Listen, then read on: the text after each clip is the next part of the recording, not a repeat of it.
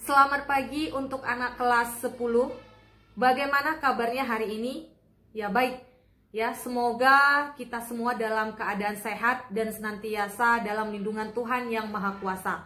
Salam sehat dan salam semangat untuk kita semua, ya. Harapannya untuk semua peserta didik kami kelas 10 ya, harus tetap semangat dalam mengikuti proses pembelajaran daring kita dan lebih tekun lagi belajar dari rumah. Oke, nah hari ini kembali lagi bertemu dengan Miss. Kita akan belajar tentang fisika yang terkait tentang getaran harmonik ya. Namun sebelumnya silakan anak-anak mempersiapkan buku catatannya, begitu juga untuk buku paket fisikanya.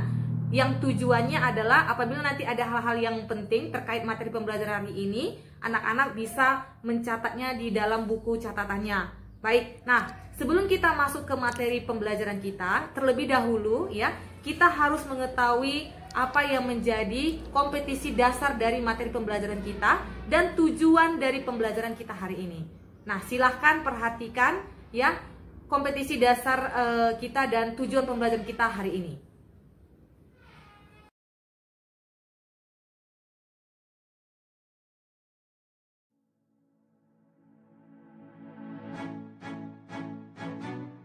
Dalam kehidupan sehari-hari, kamu pasti sudah pernah melihat sesuatu yang bergetar, ya. Contohnya itu seperti senar pada gitar, garputala, juga bandul jam. Nah, kali ini kita akan masuk terkait tentang getaran harmonik pada sebuah bandul dan pada sebuah pegas, ya. Tolong diperhatikan, ya. Nah, ini, ya, ada sebuah bandul, ya, diikat dengan seutas tali, di mana seutas tali itu memiliki panjang sebesar L yang diikat secara vertikal. Lalu bandul tersebut diberikan sebuah simpangan ya ke titik D, di mana besar jarak dari simpangannya itu bernilai X. Lalu ada namanya sudut simpangannya, tetanya. Nah, lalu ketika dia diberikan simpangan, maka bandul tersebut akan mengalami yang namanya gerak bolak-balik dalam selang waktu. Nah, jadi ya dapat kita buat pengertian bahwa getaran harmonik pada sebuah bandul itu adalah ya gerak bolak-balik pada titik setimbangnya dalam selang waktu. Nah, kalau dia pada sebuah pegas misalkan begini, ada sebuah pegas lalu diberikan sebuah beban, maka pegas tersebut akan tertarik dia ke bawah. Nah, jarak dari A ke B ini itulah yang disebut dengan gerak harmonik sederhana dia. Inilah yang disebut dengan gerak harmonik sederhana. Nah, lalu berikutnya ya, ciri dari gerak harmonik ya, kita peroleh ciri-ciri dari gerak harmonik itu. Yang pertama, arah gerakannya bolak-balik ya. Misalkan ini tadi sebuah bandul ya, ketika dia diberikan sebuah simpangan, maka dia akan mengalami yang namanya gerak bolak-balik pada titik setimbangnya. Nah, lalu yang kedua, ciri yang kedua dari gerak harmonik itu adalah gerakannya teratur dia ya. Gerakannya teratur. Nah, begini dia ya. Gerakannya teratur. Nah, lalu yang ketiga, lintasan gerakannya adalah tetap. Nah, yang keempat, jumlah getaran setiap detik itu adalah sama. Nah, lalu kita peroleh ya, satu getaran itu dalam sebuah bandul itu ya, itu pergerakan dari A ke O ya, O ke B, B ke O, lanjut ke O ke A. Itu yang dikatakan dia satu getaran ya. Seperti ini ya. Satu getaran itu adalah dari A ke O ke B, B ke O ke A. Itu untuk sebuah bandul. Nah, jadi kita dapat ya, waktu untuk melakukan satu kali getaran penuh ya, waktu yang dibutuhkan untuk satu kali getaran penuh, itulah yang disebut dengan periode. Nah, itu yang disebut dengan periode. Sedangkan ya, banyaknya getaran tiap detik, itulah yang disebut dengan frekuensi. Nah, kita buat rumusnya ya.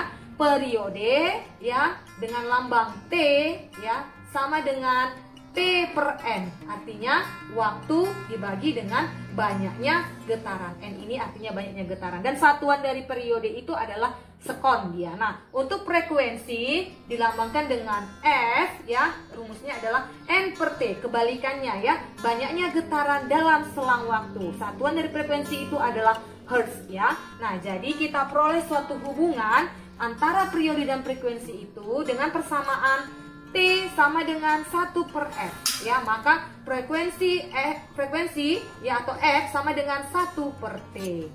Oke, baik. kita akan masuk ke materi yang terkait tentang getaran harmonik ya.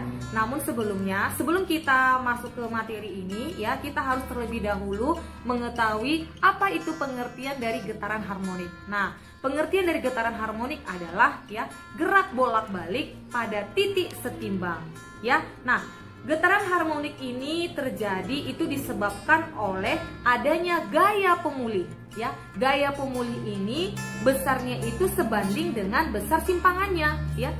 Besarnya itu sebanding dengan besar simpangan getarannya, dan arahnya itu selalu ya menuju kedudukan setimbangnya. Oke, langsung saja kita masuk ke getaran harmonik ini ya. Getaran harmonik itu bisa terjadi pada sebuah bandul dan juga pada sebuah pegas. Oke, langsung aja kita masuk ya.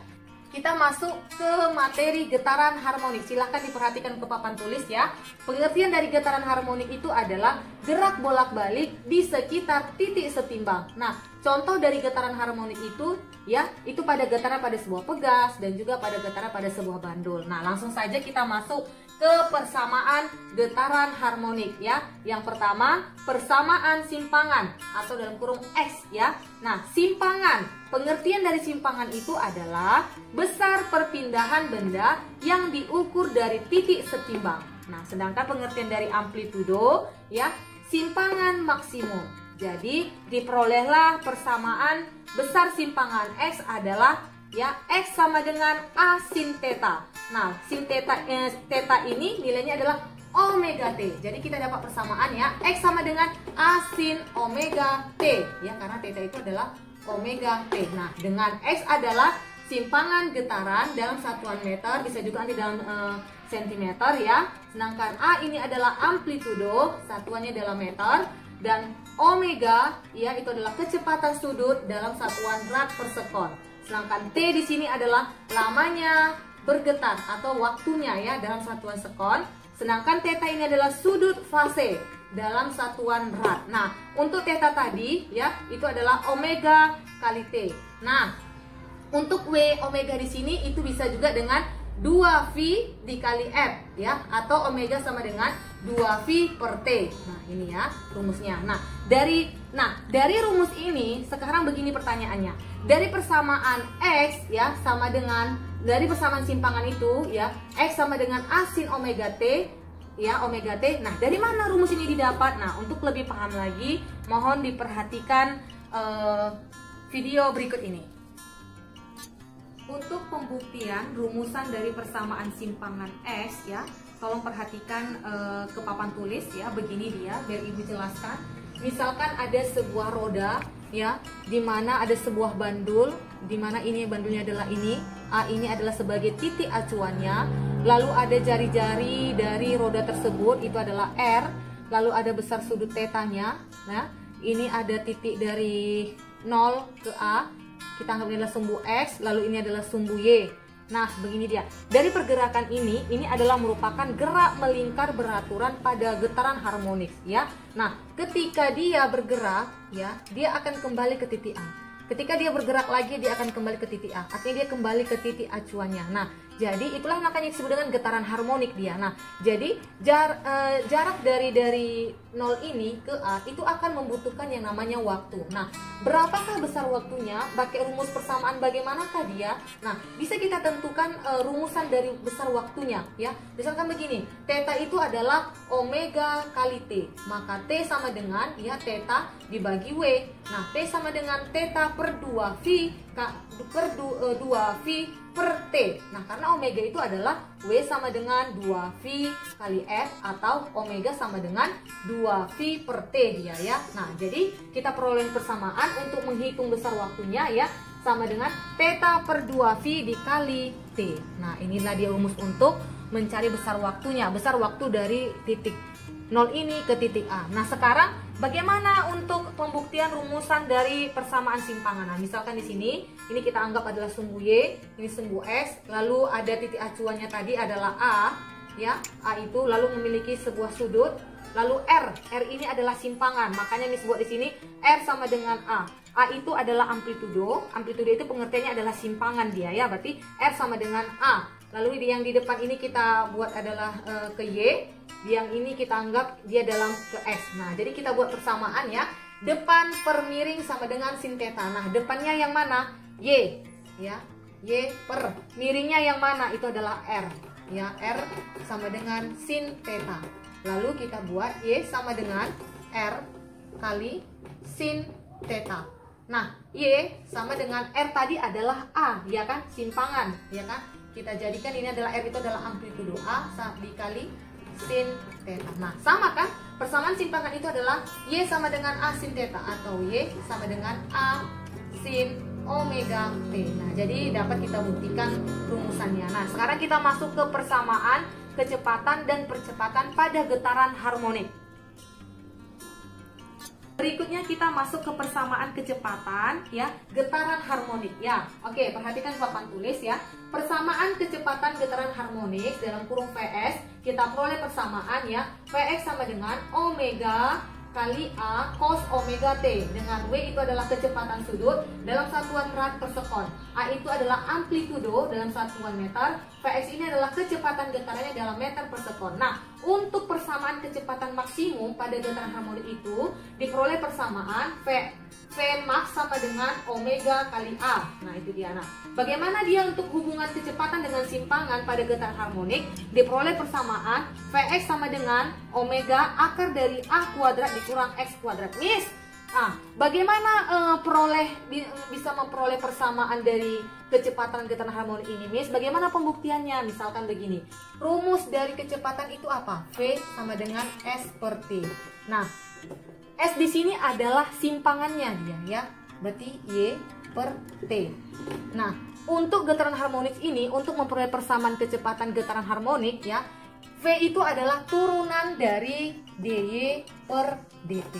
Nah, jadi kita buat begini, V sama dengan ya turunan dari dy per dt. Persamaan dari simpangan itu apa? Y sama dengan A sin omega T ya.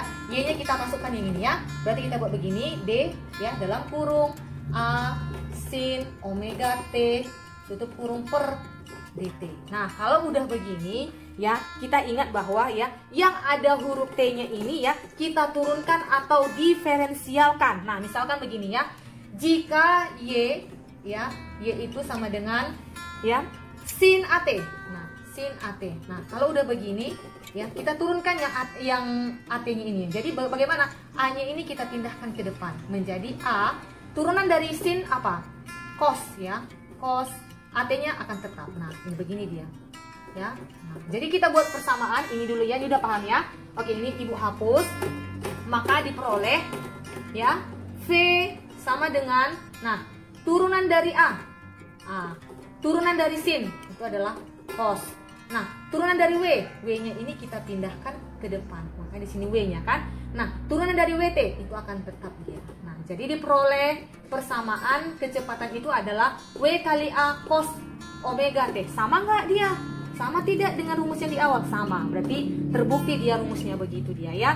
Nah, sekarang kita masuk ke persamaan percepatan getaran harmonik. Selanjutnya kita masuk ke persamaan percepatan pada getaran harmonik. Nah, kita peroleh persamaan bahwa ya persamaan percepatan getaran harmonik ya dalam kurung AX ya. AX itu adalah minus omega kuadrat dikali A sin omega T ya, atau AX ya omega kuadrat dikali X. Kenapa X mit ya? Kenapa X mis gitu ya? Karena X itu adalah A sin omega T dia. Nah, begini dia. Nah, untuk percepatan maksimumnya pada getaran harmonis itu didapat persamaan ya A maksimum sama dengan minus omega kuadrat dikali A. Nah, untuk pembuktian rumus dari percepatan ini pada gerak harmonis kita buat begini ya. Nah, percepatan getaran harmonis ya itu merupakan turunan pertama dari fungsi kecepatan ya. Kita buat begini, AX itu sama dengan dVx ya per dt. Nah, AX ya kita buat D dalam kurung rumus dari kecepatan persamaan dari rumus kecepatan getaran harmonis tadi apa dia? Persamaannya adalah omega A ya cos omega T ya kurung per dt. Nah, lalu ini kita turunkan menjadi ini akan tetap W ya, A-nya akan tetap A turunan dari cos itu adalah minus sin ya. Minusnya kita buat di depan begini, lalu kita buat sini sin. Nah, omeganya ini kita buatkan ke depan menjadi sini ya, omega. Omega t-nya di sini tetap jadi omega t. Nah, jadi kita peroleh ya, minus omega kali omega berarti minus omega kuadrat kali a sin omega t. Nah, jadi dapatlah persamaan untuk percepatannya itu ini dia. Terbukti dia ya, menjadi minus omega kuadrat dikali a sin omega t ya. Nah, oke, berikutnya kita masuk ke bagian contoh soal.